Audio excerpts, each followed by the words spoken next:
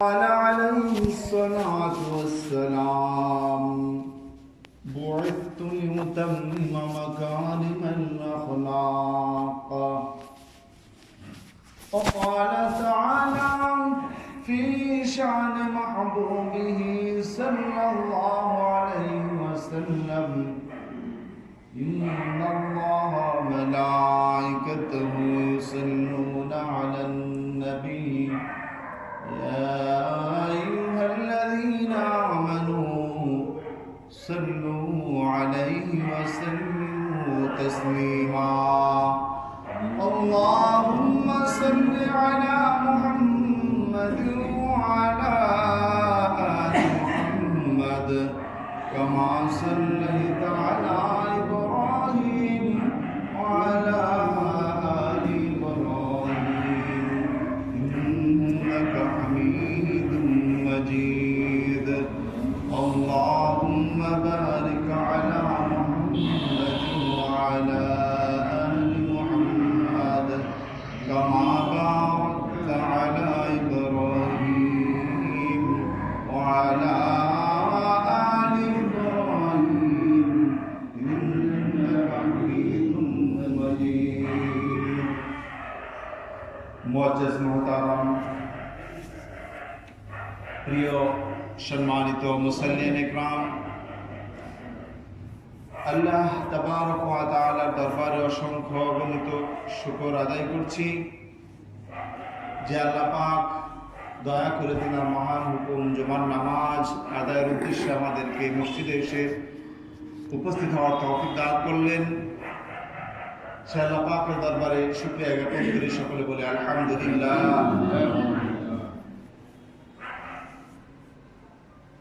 আল্লাহ পাক কালামে পাকের ইরশাদ করেন, লাকাদ কানা লাকুম ফি রাসূলিল্লাহি উসওয়াতুন হাসানাহ।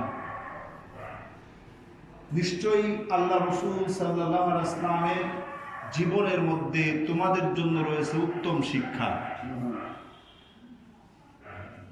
তো আল্লাহ রাসূল সাল্লাল্লাহু আলাইহি ওয়াসাল্লামের জীবনকে আমাদের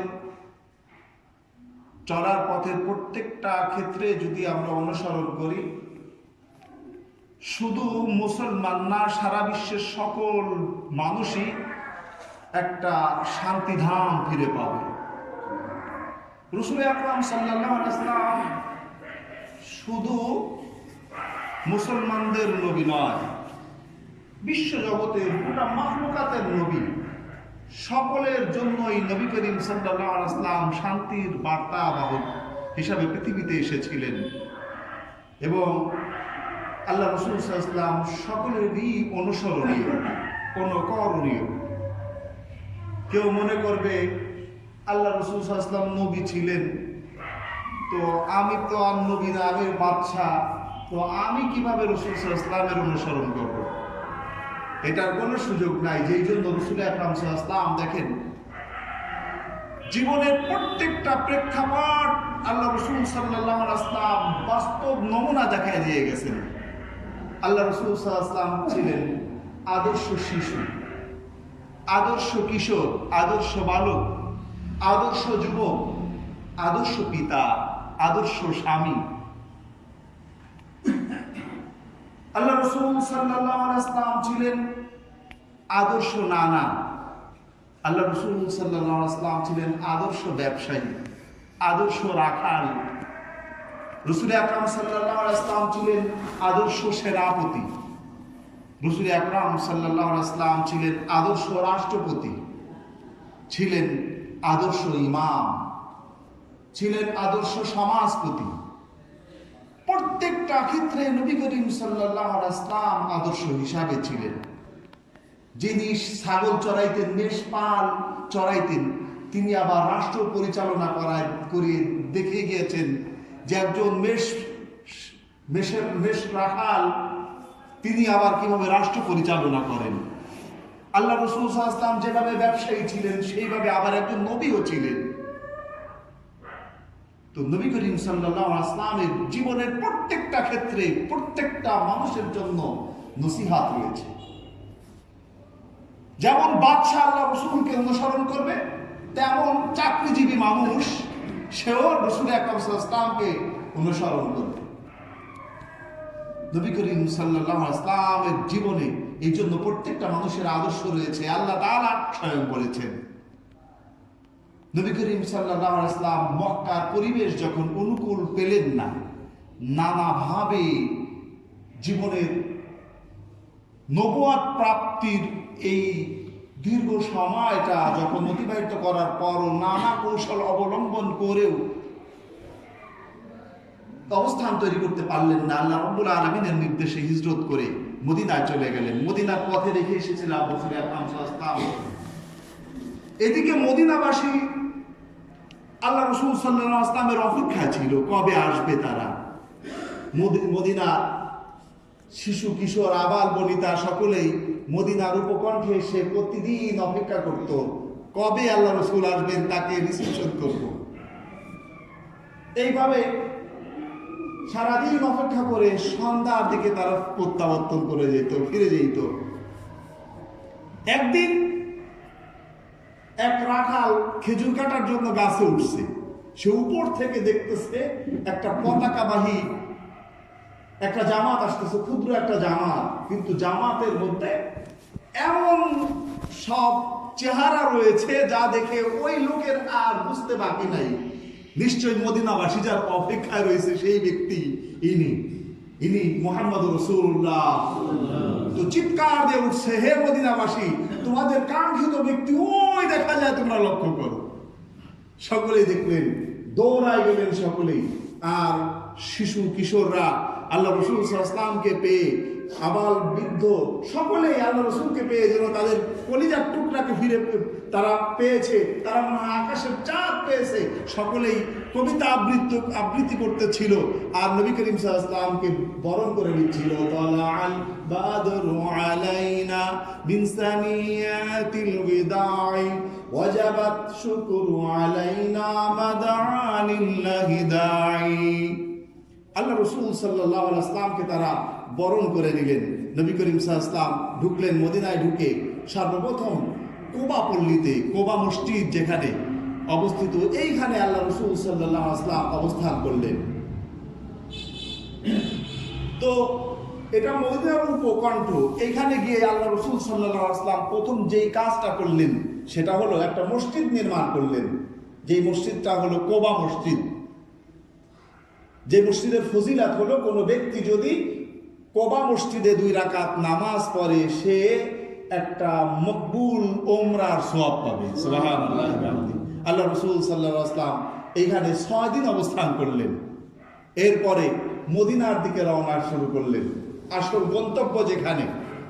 পথে গিয়া জুমা রক্ত হয়ে গেল। যারা মদিনা শরীফ গেছেন তারা দেখবেন কোবার থেকে মদিনার দিকে যাইতে কিছু দূর অগ্রসর হইলে একটা মসজিদ আছে, মসজিদে জুমা। এখানে যাওয়ার পর তখন শুক্রবার ছিল, জুমার দিন হইল। আল্লাহ রাসূল সাল্লাল্লাহু আলাইহি ওয়াসাল্লাম এখানে সাহাবায়ে কেরামদেরকে নিয়ে জুমার নামাজ আদায় করলেন। এখানেই প্রথম জুমার নামাজ আদায় হয়, এই জন্য এটার নাম হলো মসজিদে জুমা। আল্লাহ রাসূল সাল্লাল্লাহু আলাইহি ওয়াসাল্লাম মদিনার দিকে রওনা হইলেন। মদিনার যখন প্রবেশ করতেছিলেন প্রত্যেকটা মানুষ চাইতেছিল আল্লাহ রাসূল সাল্লাল্লাহু আলাইহি ওয়াসাল্লাম আমার বাড়িতেই মেহমান হোক। প্রত্যেকটা মানুষের চাহিদা এমন ছিল, আল্লাহ রাসূল সাল্লাল্লাহু আলাইহি ওয়াসাল্লাম আমার বাড়িতে আসুক, আমার মেহমান হোক। অনেকেই তো উটের লেগাম ধরে টানাটানি করতেছিল তার বাড়ির দিকে নেওয়ার জন্য। আল্লাহ রাসূল সাল্লাল্লাহু আলাইহি ওয়াসাল্লাম বললেন, হে সাথীরা, তোমরা আমার উটকে ছেড়ে দাও, তার লেগামকে ছেড়ে দাও, সে নির্দেশ প্রাপ্ত। সুবহানাল্লাহ। উট চলতে চলতে চলতে চলতে যেখানে মসজিদে নববী অবস্থিত, এইখানে হযরত আবু আইয়ুব আনসারী রাদিয়াল্লাহু তাআলা আনহুর বাড়ি ছিল। ওইখানে গিয়ে উট একাকী বসে পড়ল। সুবহানাল্লাহ। আবু আইয়ুব আনসারী রাদিয়াল্লাহু তাআলা আনহু অনেক ভাগ্যবান, তিনি নবী করিম সাল্লাল্লাহু আলাইহি ওয়াসাল্লামকে রিসিপশন করলেন। তার দোতলা একটা বিল্ডিং ছিল, দোতলা একটা বাড়ি ছিল। আল্লাহ রাসূল সাল্লাল্লাহু আলাইহি ওয়াসাল্লামকে বললেন, ইয়া রাসূলুল্লাহ, এই বাড়িটাই আপনার, আপনি আমাকে যেখানে থাকতে বলবেন আমি সেখানেই থাকবো, কিন্তু আমার পছন্দ আপনি উপরে থাকবেন, কারণ আপনি নিচে থাকবেন আমি উপরে থাকবো এটা হতে পারে না, আপনি উপরে থাকবেন। নবী করিম সাল্লাল্লাহু আলাইহি ওয়াসাল্লাম এই বাড়িতেই উঠলেন এবং সর্বপ্রথম যে কাজটা করলেন, এই জমিটা যেই জমিটা মসজিদে নববী, এই জমিটা ছিল দুইজন এতিম বালকের। তাদের অভিভাবককে ডাকা হলো। অভিভাবককে ডাকার পর বললেন, আমি তো এখানে মসজিদ করতে চাই। তারা বললেন, ইয়া রাসূলুল্লাহ, আপনি যখন মসজিদ করতে চান এটা আপনাকে দিয়ে দেওয়া হলো। বললেন যে না, এটার মালিক তুমি নয়, তুমি নও এটার মালিক, এটার মালিক দুজন এতিম শিশু, তাদের সম্পদ তুমি দান করার অধিকার রাখো না। সুবহানাল্লাহ। ছোট নাবালক একটা মাসলা আমাদের জেনে রাখা ভালো যে শিশু যত সম্পদের মালিক হোক তার উপর যাকাত ফরজ হয় না। শিশুর উপরে যাকাত ফরজ হয় না। তো হযরত নবী করিম সাল্লাল্লাহু আলাইহি ওয়াসাল্লাম দেখলেন এই জায়গাটার দাম কত। এই জায়গাটার দাম নির্ধারণ করলেন তুলনামূলকভাবে। পরে আল্লাহ রাসূল সাল্লাল্লাহু আলাইহি ওয়াসাল্লাম প্রস্তাব করলেন, কে রাজি আছো এই জমির দাম পরিশোধ করার জন্য? সাহাবায়ে কেরাম রাজি হয়ে গেলেন। হযরত উসমান রাদিয়াল্লাহু তাআলা আনহু, আবু বকর রাদিয়াল্লাহু তাআলা আনহু ওনারা দাম পরিশোধ করে দিলেন এবং নবী করিম সাল্লাল্লাহু আলাইহি ওয়াসাল্লাম মসজিদে নববী নির্মাণ করলেন। আল্লাহ রাসূল সাল্লাল্লাহু আলাইহি ওয়াসাল্লাম মদিনায় গিয়ে সর্বপ্রথম যে কাজটা করলেন, ভাইরা আমার, লক্ষণীয় বিষয় দেখেন, মদিনা নাম কিন্তু আগে মদিনা ছিল না, মদিনার নাম ছিল ইয়াসরাব। এই ইয়াসরাব এমন একটা জায়গা ছিল যেখানে শাসনভার নেওয়ার জন্য কেউ রাজি হইতেছিল না। তাদের কোনো প্রেসিডেন্ট ছিল না, প্রতিনিধি ছিল না। আল্লাহ রাসূল সাল্লাল্লাহু আলাইহি ওয়াসাল্লাম দেখলেন এইভাবে তো একটা রাষ্ট্র চলতে পারে না, কি করা যায়?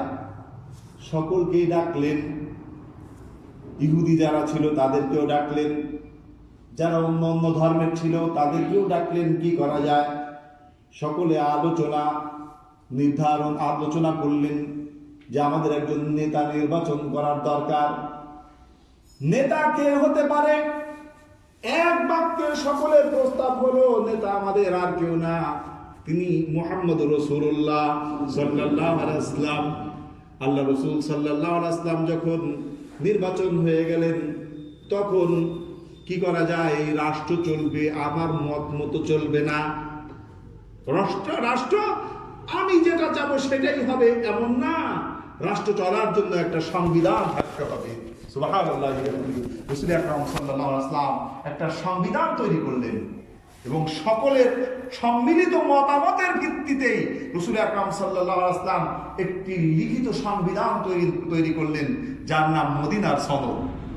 আল্লাহ রাসূল সাল্লাল্লাহু আলাইহি ওয়াসাল্লাম নবী, জীবনে কারো কাছ থেকে একটা অক্ষরও লেখাপড়া করেন নাই, অথচ পৃথিবীর ইতিহাসে সর্বপ্রথম লিখিত সংবিধান যেটা, সেটা হলো রচয়িতা জনাবে মুহাম্মদ রাসূলুল্লাহ সাল্লাল্লাহু আলাইহি ওয়াসাল্লাম।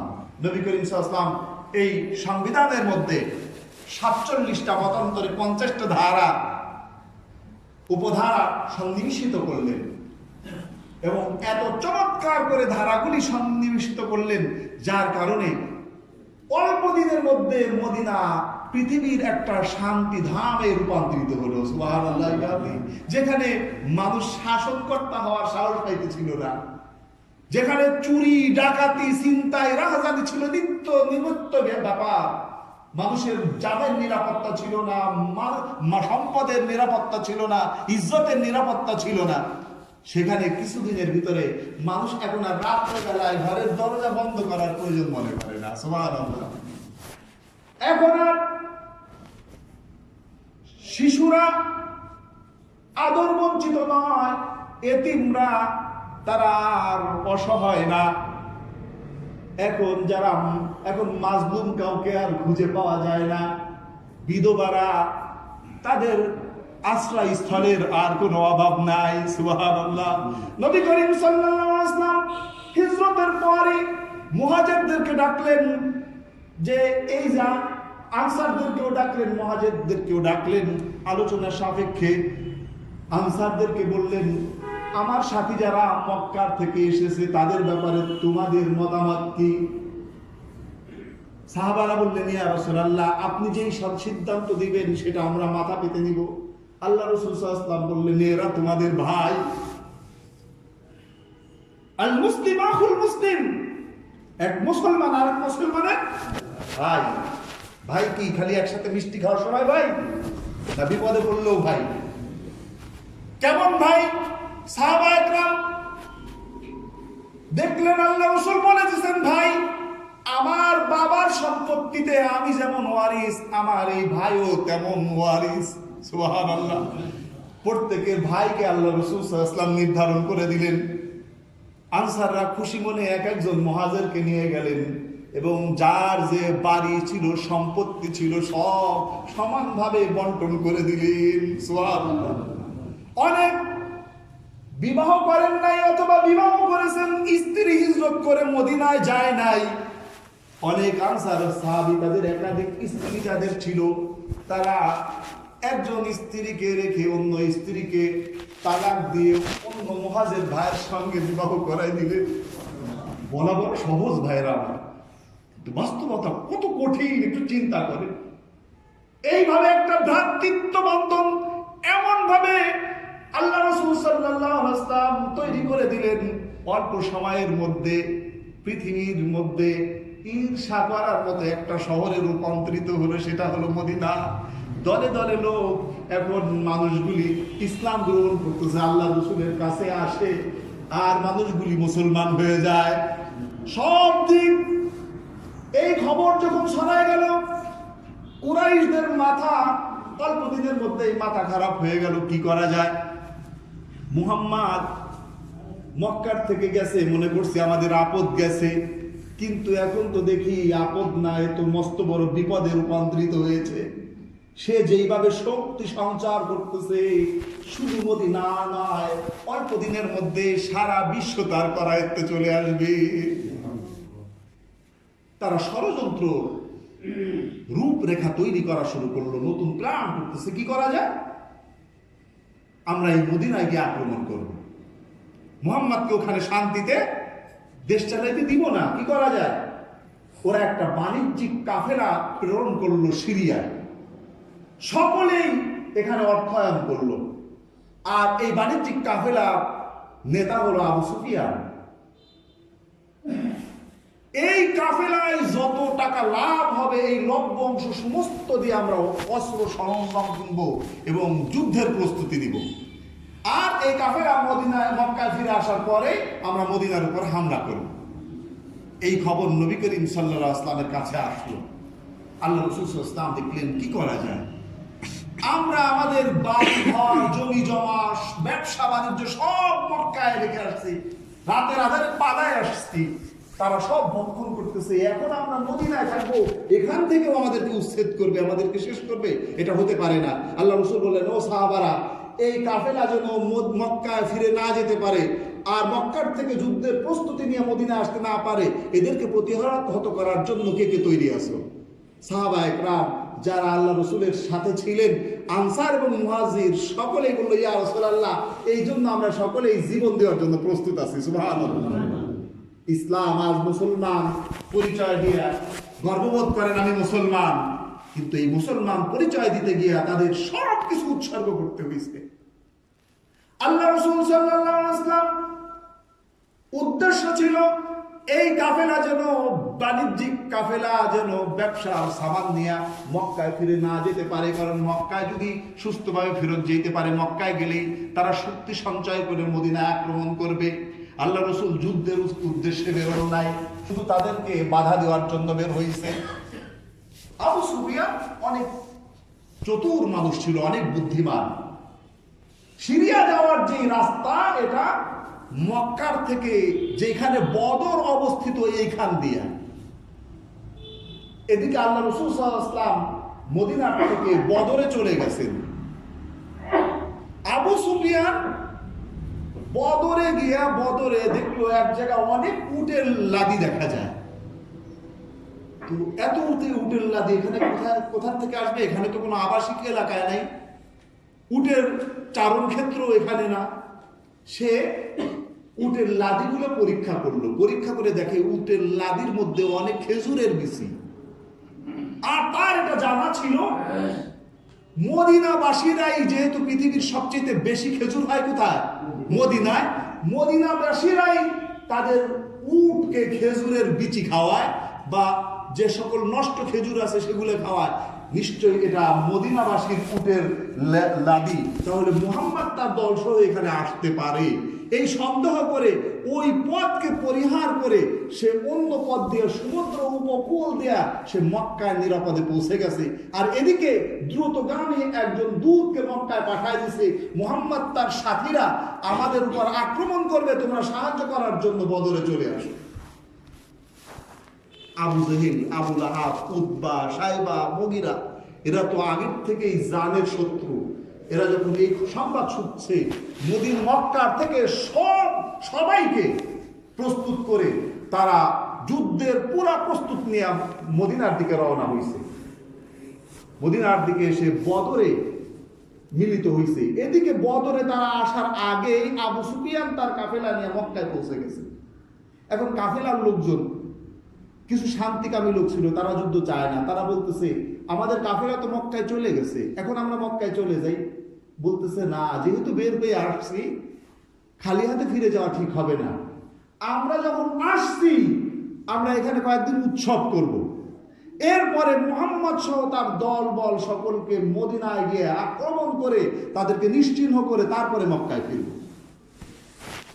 সাহাবায়ে কেরামের সঙ্গে পরামর্শ করলেন কি করা যায়।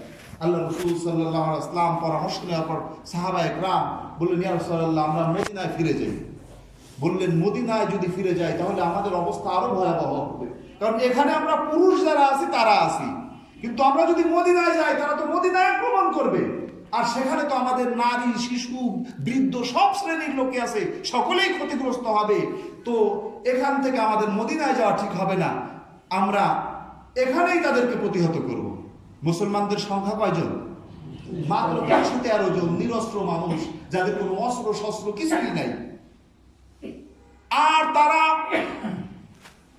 1000 সশস্ত্র বাহিনী যুদ্ধের প্রস্তুতি নিয়ে এসেছে। আল্লাহ রাসূল সাল্লাল্লাহু আলাইহি ওয়াসাল্লাম রাত্রবেলায় তাঁবুর মধ্যে কাঁদতেছিলেন, সারা রাত সিজদায় পড়ে পড়ে কাঁদতেছেন। হে পরওয়ারদিগারে আলম, আজকে যদি এইখানে আমরা আক্রান্ত হয়ে যাই আর আবু জেহেল বাহিনী যদি আমাদের উপর হামলা করে এই লোকগুলোকে শেষ করে দেয়, তোমার দিন পৃথিবীর থেকে নিশ্চিহ্ন হয়ে যাবে। তোমার দিন, তোমাকে ডাকার মতো পৃথিবীতে আর একটা লোকও থাকবে না। আল্লাহ রাসূল সাল্লাল্লাহু আলাইহি ওয়াসাল্লাম এইভাবে সিজদায় পড়ে পড়ে সারা রাত কাঁদতেছেন। সাহাবায়ে কেরাম সহ্য করতে পারতেছেন না আল্লাহ রাসূলের কান্না, কিন্তু রাসূল আকরাম সাল্লাল্লাহু আলাইহি ওয়াসাল্লামকে সান্ত্বনা দিবেন এমন ভাষাও কারো নাই। আল্লাহ রাসূল সাল্লাল্লাহু আলাইহি ওয়াসাল্লামকে হযরত মিকদাদ রাদিয়াল্লাহু তাআলা আনহু, উনি আল্লাহ রাসূলের এই অবস্থা দেখে সহ্য করতে পারলেন না। আল্লাহ রাসূল সাল্লাল্লাহু আলাইহি ওয়াসাল্লামকে বললেন, ইয়া রাসূলুল্লাহ, আপনি এত কাঁদতেছেন কেন? আপনি এত কাঁদতেছেন কেন? ইযহাব আনতা ওয়া রাব্বুকা ফাকাতিলা ইন্না মাআকুমা মুকাতিলুন। হে রাসূল, আপনি চলুন, আপনি যেদিক আমাদেরকে যাইতে বলেন আমরা ওই কাফেরদের সঙ্গে আমরা যুদ্ধ করব। আমরা নাহনু লা নাকুলু কামা ক্বালা বানু ইসরাঈল লি মূসা আলাইহিস সালাতু ওয়াস সালাম, ইযহাব আনতা ওয়া রাব্বুকা ফাকাতিলা ইন্না হাহুনা কায়িদুন। হে আল্লাহ রাসূল, আপনি জানেন মুসা আলাইহিস সালামকে তার জাতি বনি ইসরাইল যে কথা বলছিল যে হে মুসা, আপনি আর আপনার আল্লাহ গিয়ে যুদ্ধ করেন, আমরা এখানে বসলাম, আমরা এই কথা বলবো না। বাল ইয়াকুলু ইযহাব আনতা ওয়া রাব্বুকা ফাকাতিলা ইন্না মাআকুমা মুকাতিলুন। বরং আমরা বলবো, হে আল্লাহ রাসূল, আপনি চলুন, আপনার রব আপনাকে যেখানে যেতে বলে আমরা আপনার সঙ্গে থেকে জীবনের শেষ মুহূর্ত পর্যন্ত আমরা যুদ্ধ করে যাব। সুবহানাল্লাহ। আল্লাহ রাসূল সাল্লাল্লাহু আলাইহি ওয়াসাল্লাম হযরত মিকদাদ রাদিয়াল্লাহু তাআলা আনহুর এই কথা শুনে এত খুশি হইলেন, কি তোমরা জীবনের শেষ মুহূর্ত পর্যন্ত আমার সঙ্গে থেকে যুদ্ধ করবা? ইযহাব ইলাল জান্নাতি আরদুহা কাআরদিস সামাওয়াতি ওয়াল আরদ। তাহলে শুনে রাখো, তোমরা ওই জান্নাতের দিকে চলো যেই জান্নাতের প্রশস্ততা আসমান এবং জমিনের চাইতেও বেশি। সুবহানাল্লাহ। সাহাবায়ে কেরাম খুশি হয়ে গেলেন, আল্লাহ রাসূলের চেহারার মধ্যে হাসি ফুটলো। হযরত ইবনে মাসউদ রাদিয়াল্লাহু তাআলা আনহু বলেন, এ মিকদাদ, তুমি কি কাজটা করলে? তুমি কি চমৎকার কাজটাই না করলা, রাসূলের সাল্লাল্লাহু আলাইহি ওয়াসাল্লামের চেহারায় হাসি ফুটাইলা। যে রাসূল এত পেরেশান ছিল, যাকে আমরা কেউ সান্ত্বনা দিতে পারতেছিলাম না, তুমি তার চেহারার মধ্যে হাসি ফুটাইছো। ও মিকদাদ, আল্লাহ তাআলা হাসরের মাঠে যখন জান্নাতের ফয়সালা করবে, তুমি সাক্ষী রাখো, সাক্ষী থাকো, আল্লাহ তাআলা আমাকে যখন জান্নাত দিয়ে দিবেন, আমি তখনও এত খুশি হব না। আল্লাহ রাসূলের মুখে তুমি হাসি ফুটাইছো, এই কারণে আমি যত খুশি হয়েছি। সুবহানাল্লাহ। সাহাবায়ে কেরাম চলে গেলেন যুদ্ধের ময়দানে। এক সাহাবী, যুদ্ধ শুরু হয়ে গেল, কঠিন যুদ্ধ। এক সাহাবী খেজুর খাইতেছিলেন, হাতের মধ্যে কয়েকটা শুকনা খুরমা খেজুর। আল্লাহ রাসূল বলছেন, ইযহাব ইলাল জান্নাত আরদুহা কাআরদুস সামাওয়াতি ওয়াল আরদ। ও সাহাবারা, ওই জান্নাতের দিকে চলো যার প্রশস্ততা আসমান এবং জমিনের চাইতেও বেশি। ওই সাহাবা বলতেছে, কি ওই জান্নাত দিবে আল্লাহ তাআলা যার প্রশস্ততা জান্নাত আসমান এবং জমিনের চাইতেও বেশি? আমি যদি এই খেজুর খাইতে যাই, লাহায়াতুন তাবিলাতুন, তাহলে তো আমার অনেক হায়াত ফুরাই যাবে। খেজুর খাইতে খাইতে আমার জান্নাতে যাওয়া দেরি হয়ে যাবে।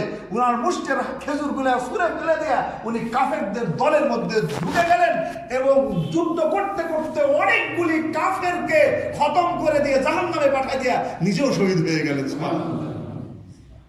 হযরত আব্দুর রহমান ইবনে আউফ রাদিয়াল্লাহু তাআলা আনহু বলেন, আমার পাশে ছিল দুইটা ছোট বালক, যাদের যুদ্ধ করার বয়স হয় নাই। হাদিসের কিতাবে আসছে একজনের বয়স 7 বছর আর একজনের বয়স 8 বছর। হযরত মুআজ এবং মুআওয়াজ রাদিয়াল্লাহু তাআলা আনহুমা। আব্দুর রহমান রাদিয়াল্লাহু তাআলা আনহু তাকায় দেখেন, ডান পাশে এক বালক, বাম পাশে এক বালক।